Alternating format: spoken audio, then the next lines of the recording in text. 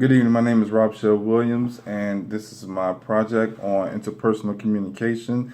I'm a student at Liberty University, and I'm striving to receive my master's in human services with a concentration in addiction and recovery. And it's ironic that I chose this field because I am an introvert, very shy. I'll be the person that's sitting in the back of the classroom and you wouldn't even know it in the room. That's my character most of the time. So it takes a lot to get things out of me, get me moving, make me comfortable to be able to communicate with people. But with that, like just looking at communication, I feel like the art of communication is dying because of the advancements that has been made in technology. So like we really don't need to leave the house now. If you work from home, you can work from home, you can shop from home, get your groceries delivered, get everything delivered to your home, or have it done and you just go pick it up outside the store. So like where's the interpersonal communication happening when everything could be done on your phone? And just looking at the social media aspect of the world today, Twitter, Instagram, and Facebook, is no that person to person, that feel like I see you type of communication going on. Because like right now, you look at it, anything can be taken out of context when you just see the words. Like you don't know exactly what I'm saying. You can't read my body language. You don't see how I'm feeling. You can't see the feeling behind those words. So that's why I feel as though the art of communication is dying. Now, my overarching goal is to be a great counselor. I want to be that type of counselor that's have the ability to motivate anyone. Right now, like I have the knowledge and I have the skill set, but I'm just not applying it. I can't display that passion that some motivational speakers have, and able to control the crowd, control the group in sessions. That's the type of speaker I want to be. Like my hero is Malcolm X. So if you ever watch Malcolm X speeches and the passion that he has for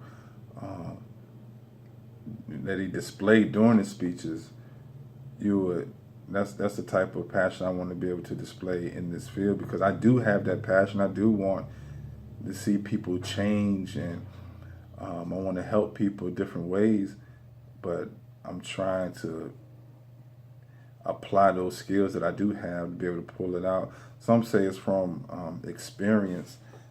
Like I heard before that some of the best addiction counselors are those that have used before and are clean now.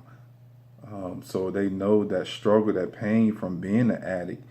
So they're able to relate, most definitely to another addict. Me personally, I haven't been addicted to any drugs, so I can't walk that line with them, but I do know how to stay away from it, and that's the skills that I project and display to the clients in some of the sessions. If you're looking at interpersonal communication, just looking at the definition of it, and breaking it down with the prefix inter meaning between, and the word person. So all communication happens among people. So interpersonal communication literally occurs between people. And looking at Sharpley's study, he underscored that there was an inseparable relationship between communication and counseling. Arthur noted that relationships between counselor and client requires a great deal of articulation and verbalization, using words appropriately to explore meaning and employing nonverbal behaviors to solicit responses and actions. So just nodding your head and, mm-hmm, uh-huh, I understand, just little things like that can solicit responses and actions from your client. So those are the type of things that, I practice in sessions with my clients now. All right. Stewart wrote that culture and communication are intertwined.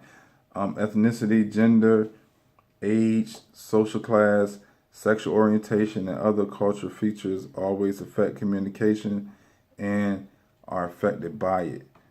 So people have different languages depending on the ethnicities, the social class, and the sexual orientation.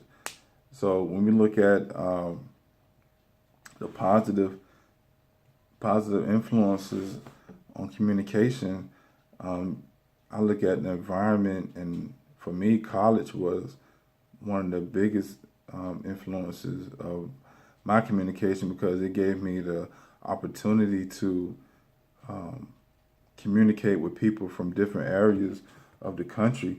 You go to college, you have people that come from all over. We even had some students from Europe, so that was kind of cool to meet people from Europe and Florida, New York, and where else? California, DC. Because just being at home in my own bubble, you think that's the world, but when you leave home and get out the state, get out the country, you see that it's more. And just seeing that it's more, you got to be able to communicate and have that interpersonal communication skills. All right, looking at my profile, my personality profile with the disc by Dr. John Greer.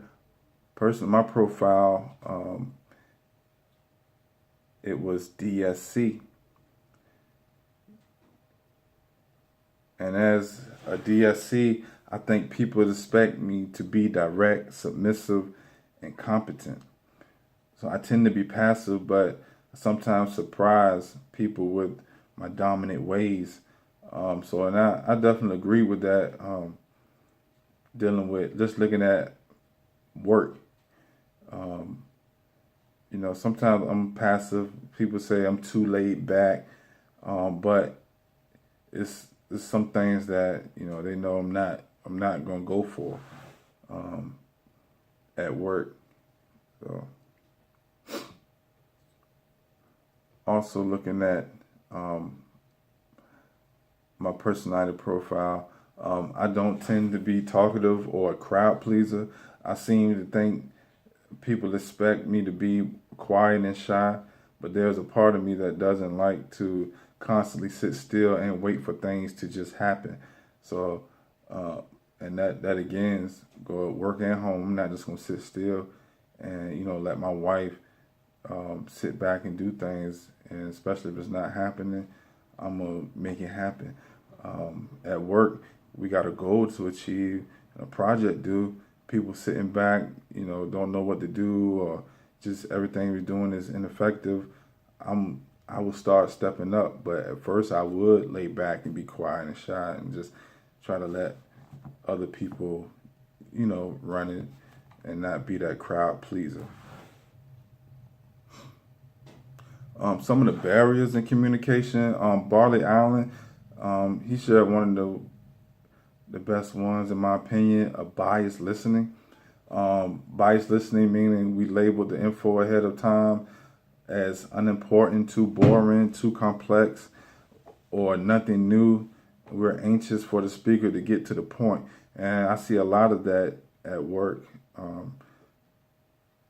and at home sometimes, dealing with relationships. Sometimes you might feel as though your wife or husband, is trying to talk to you, and the thing she or he's saying is not important or boring, and you just can't wait for it to get to the point. At work, when you have those meetings, those team meetings and things of that nature, you have the same attitude.